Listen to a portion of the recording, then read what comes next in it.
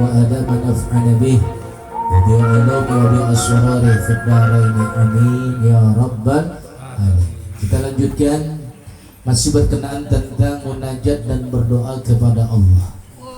Mata waqafa matlabu anta ilaihi bi rabbik wa la tayassar matlabu anta talibuhu bi nafsik.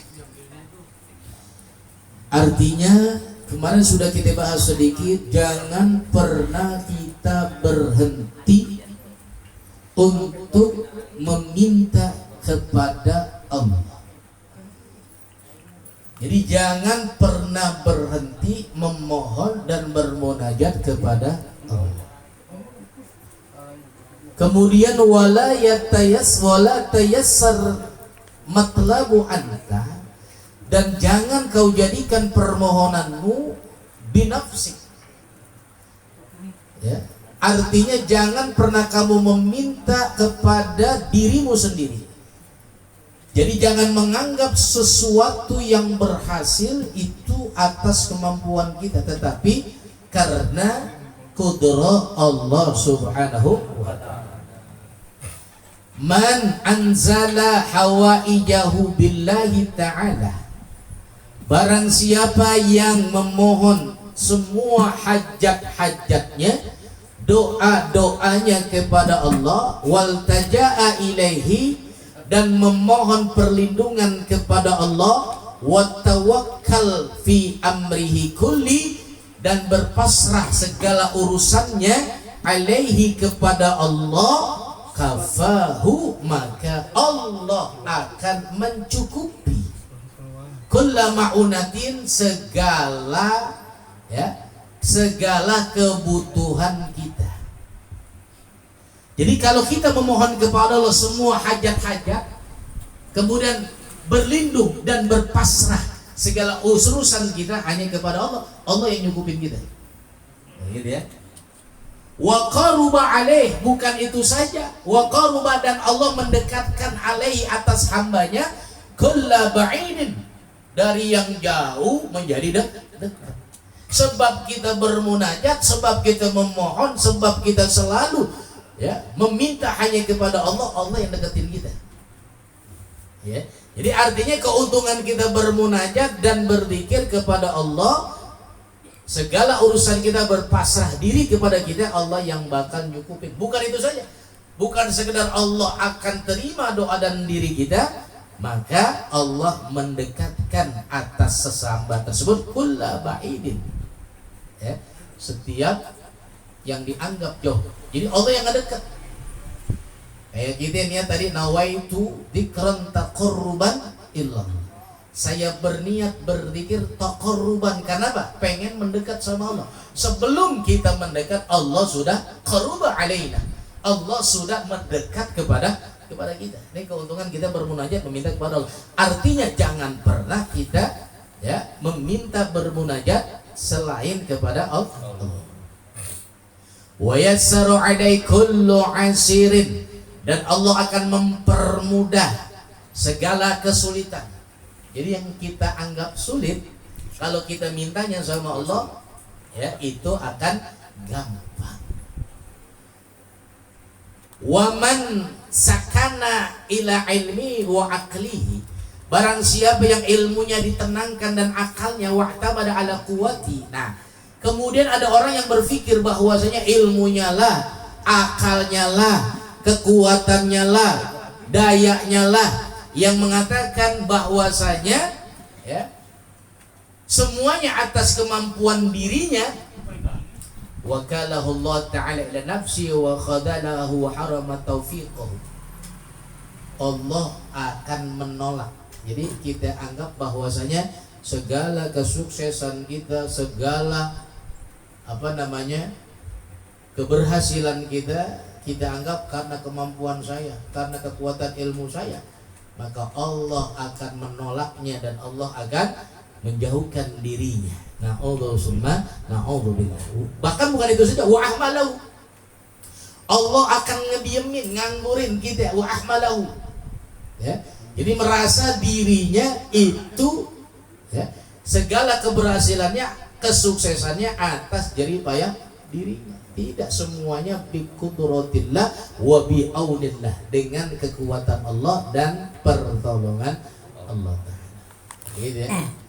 Makanya nanti dalam kitab Sulam Taufik ya, di awal-awal kitab itu dijelaskan bagaimana kita wajib menjaga agar kita tidak terkena murtad ya, terkena murtad kepada Allah. Artinya kita jaga ucapan kita.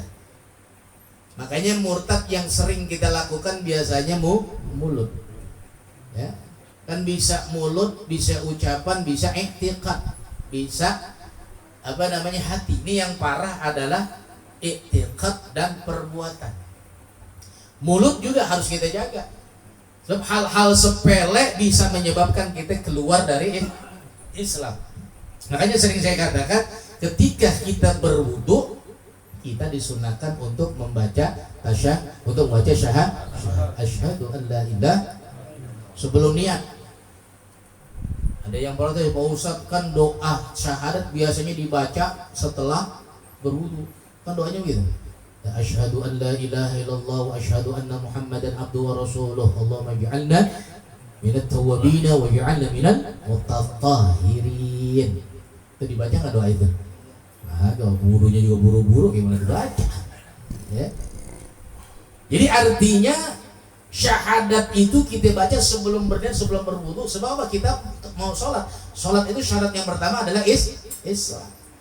Sedangkan mulut kita sering lancang, ya, mengucapkan sesuatu yang menyebabkan kita keluar Islam. Contoh gampangnya, ya, saya lapar tadi habis makan gado-gado saya kenyang, itu udah murtad itu. Ya, sebab mentiadakan Allah. Ya. Kalau menggunakan kalimat hamdalah baru enggak, alhamdulillah habis makan gado-gado kenyang, sebab di situ ada Allah. Habis minum bodrek pala saya sembuh, murtad itu udah keluar. Ya. Hakikatnya Allah yang nyembuhin. Ya, sering itu kita. Oh, saya habis berobat ke Soeharto, sakit saya sembuh. Seakan-akan Soeharto yang nyembuhin. Ya. Ini Allah. Hal-hal yang kita anggap gampang itu bisa menyebabkan murtad. Keluar kita dari Islam. Kalau udah keluar dari Islam, sholat kita mau gimana mau diterima? Sebab gara-gara ucapan. Ya, menghina ciptaan Allah. Ya, kita sering celah-celahan. Ya. Dasar lu hitam, ya, emang Allah ciptanya hitam, kita katain juga dah, ya. Pendek lu, bogel lu, ya. Ini mulut kita, ya, murtad sebenarnya. Ya, makanya hal-hal, ya, kita perbanyak syahadat, kita perbanyak kalimat tauhid. Artinya jangan sampai kita, ya, jauh dari Allah Subhanahu wa ta'ala. Jadi yang menganggap akalnya, ilmunya, kekuatannya, dayanya bahwa saya itu semua keberhasilannya, maka Allah akan melepaskan dirinya, menjauhkan wa ahmalau, dan menganggurkan. Falam tanjah matalibuhu, dan tidak akan sukses, ya, tujuannya. Walam tatayassar ma arabahu, dan tidak akan dipermudah oleh Allah hajat-hajatnya. Ya, tapi kalau kita hajat kita difokuskan mintanya hanya kepada Allah, karena kita lemah, kita dhaif, kita bodoh, dan insya Allah semua hajat kita dikabul oleh Allah Subhanahu wa ta'ala. Ya, cuman jangan buru-buru, kita mintanya pengen buru-buru mulu sih. Percuma Pak Ustaz, saya minta mulu sama Allah agak dibagi-bagi. Ya, baru 3 kali minta. Ya, Nabi Ibrahim puluhan tahun meminta sama Allah. Ya, kita lihat bagaimana Nabi Ibrahim bermunajat kepada Allah. Baginda Rasul, semua para nabi nggak sebentar ketika punya hajat. Ya, kita baru ngikut ratib manakib 3 kali, doa agak dikabul, protes. Cuma permintaan gua agak dibagi. Ya. Sebab apa? Mungkin kita ada kesalahan di dalam memohon kepada Allah Subhanahu wa ta'ala. Wa kalamul muallif rahimahullah ta'ala fi hadhil mas'alah, ucapan Syekh Athaillah As-Sakandari dalam kitab ini, dalam masalah ini amun yatanawalu kulla matlabin matalibid diniyah wa dunyawiyah, umum, baik itu permohonan tentang agama, tentang dunia, tentang akhirat, minta semuanya kepada Allah. Dunia kita minta, ya Allah biar rezeki saya ya sukses, ya Allah biar saya naik pangkat, ya Allah tuh ya, biar saya punya tempat tinggal, ya Allah biar saya punya bini, minta sama Allah. Nah gitu ya, umum, baik tentang urusan dunia maupun urusan agama. Terutama agama kita, ya Allah istiqomahkan saya dalam taat, itu yang harus kita minta tuh, biar saya rajin duduk untuk taat kepadamu. Allati ma'ala amruha ila din wa asyrafu tilkal matalib aktsaruha fawati wa matalibu akhdil murid fi suluki sabilit tauhid. Maka sebaik-baiknya permohonan kita kepada Allah, kita kudu ngikutin suluk sabilit tauhid, perjalanan bagaimana kita bertauhid dulu kepada Allah ya, zikir dulu baru minta ya, makanya kan kita zikir dulu baru minta. Fa fihi at-ta'alluq billahi ta'ala ahaqqu wa aswabu wa fi jami' juz'iyyatihi ar-ruju' ila Allah. Dalam hal ini kalau kita gantungkan semuanya kepada Allah, pasti akan dibenarkan di dalam segala juz'iyah. Karena apa? Kita kembali kepada Allah. Aula wa aujaba fala jarama kana min ar-ra'yi sadid wal amru al-akiyad ayyah samahu min dhalikal 'am. Ya pokoknya masalah apa saja, permohonan duniawiyah, ukhrawiyah, diniyah, agama, hajat dunia, tetap fokus kita minta kepada Allah.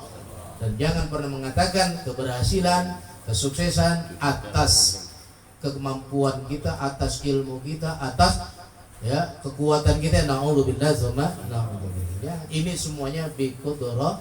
Oh saya alim karena Allah.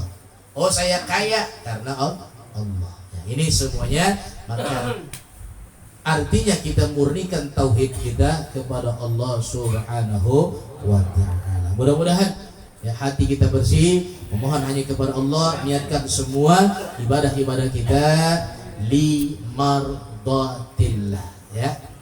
Sebab kita sukses besok, dapat naungan di akhirat, dapat surganya Allah bukan karena amalan kita, tapi karena ridho Allah Subhanahu wa taala ya.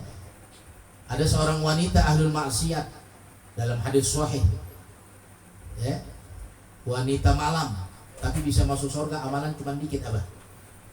Ngasih minum seekor anjing. Allah ngelihat apanya? Ya, karena ibadahnya yang kecil itu mendatangkan ridho Allah. Ya. Jadi artinya ya, bukan artinya kita bukan mencontoh seperti itu. Artinya segala apapun surga akhirat itu karena ridho Allah. Nah, bagaimana caranya kita mendatangkan ya ridho Allah Subhanahu wa taala? Kerjakan apa yang disukai oleh Allah ya, kayak duduk kita berzikir, duduk kita ngaji, ta'lim, sesuatu yang disukai oleh Allah akan mengundang yang namanya ridha Allah Subhanahu wa taala. Min alamatin najih, summa qala wallahu a'lam bis-shawab, rabbi zidna ilman. Mudah-mudahan ada manfaatnya. Wallahu muwaffiq ila aqwamit thoriq. Wassalamu alaikum warahmatullahi wabarakatuh.